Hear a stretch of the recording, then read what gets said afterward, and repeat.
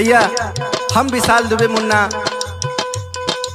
आप सब भाई लोगन के पैर छू के प्रणाम करती हैं। भैया आप लोगन के बीच में एक कहानी सुनावे जाता नहीं जौना के भाव बा कि आप लोग अब तक जानत हवा कि सुदामा जी गरीब रहले। हाँ गरीब रहले, लेकिन बचपन से गरीब ना रहले। अपन दोस्ती बचावे खातिर कि भगवान श्री कृष्ण गरीब न होखे ए बदे गरीब भइले। सुना बताओ तनी भैया, धीरे धीरे सब कुछ आप लोगों के समझ में आ जाई कहानी, लेकिन पूरा आप लोग सुनिया। ज्ञानी महाज्ञानी हो के बदनसीब हुए, ज्ञानी महाज्ञानी हो के बदनसीब हुए, दोस्ती में सुदामा गरीब हुए, दोस्ती में सुदामा गरीब हुए।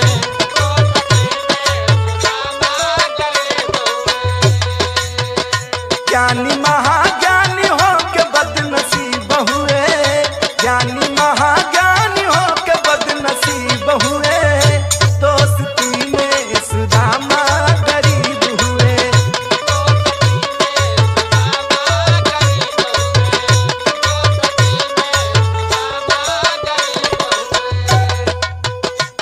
सुना है भैया, बताओ तनी कि आखिर सुदामा कैसे गरीब भइलन। एक ब्राह्मण बुढ़िया भिखारी थी, भीख मांगती थी उसकी लाचारी थी।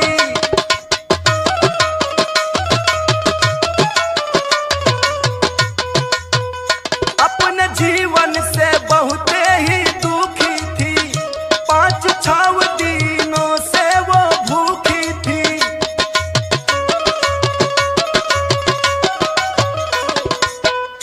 रात को कुछ जाने नसीब हुए, रात को कुछ जाने नसीब हुए, दोस्ती में सुदामा गरीब हुए, दोस्ती में सुदामा गरीब हुए।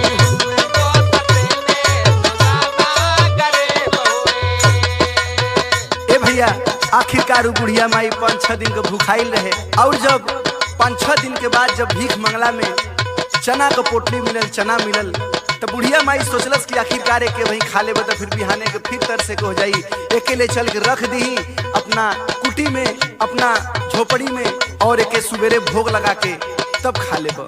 लेकिन संजोग बस रात में बुढ़िया माई की नींद आ गई। एक बाद चोर घुसल और चना का पोटली लेके भाग गई। सब बुढ़िया माई तब से नींद खुलल, दौड़ौली, हल्ला कैली, सब भाग करके संदीपन मुनि के कुटिया में जाके छुपल चहलल, लेकिन वहां भी शोर भयल। वहां से सब चना का पोटली छोड़ करके और भाग लेलन। और इधर बुढ़िया माई निराश होकर के, उदास होकर के श्राप देहली, कहली कि जा जैसन कैला लोग तैसन अच्छा कैला, हमारे साथे बढ़िया नहीं कैला, जा जब लेके गईबा कैला ती हमार चना जे भी खाई वो हमेशा खातिर भिखारी हो जाई।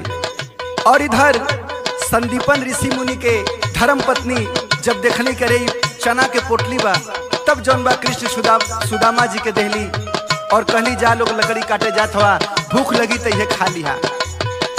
गुरु माता ने दिया वही चना, जहाँ भूख लगे दोनों खा लेना।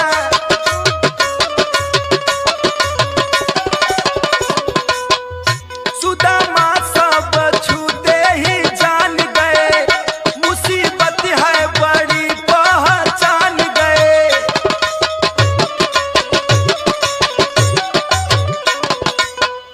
चलते चलते जंगल के करीब हुए, चलते चलते जंगल के करीब हुए, दोस्ती में सुदामा गरीब हुए, दोस्ती में सुदामा गरीब हुए। सुदामा जी ज्ञानी थे और चना छूते ही जान गए कि आखिर खाली चना हुए तो जे खाई ते भिखारी हो जाई। भगवान श्री कृष्ण अगर खा ली हैं तो पूरी दुनिया भिखारी हो जाई। चना छुप के सुदामा जी खा लिए, कान्हा से बोले कहीं गिरा दिए। श्याम बोले सुदामा ये क्या किए,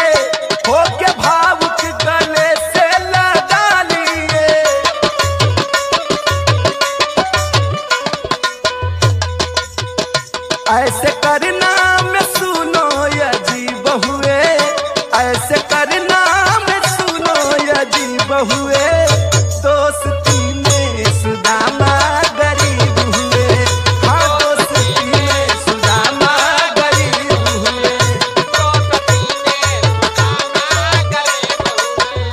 ज्ञानी महाज्ञानी हो के बदनसीब हुए, ज्ञानी महाज्ञानी हो के बदनसीब हुए, दोस्ती में सुदामा गरीब हुए, हाँ दोस्ती में सुदामा गरीब हुए, दोस्ती में सुदामा गरीब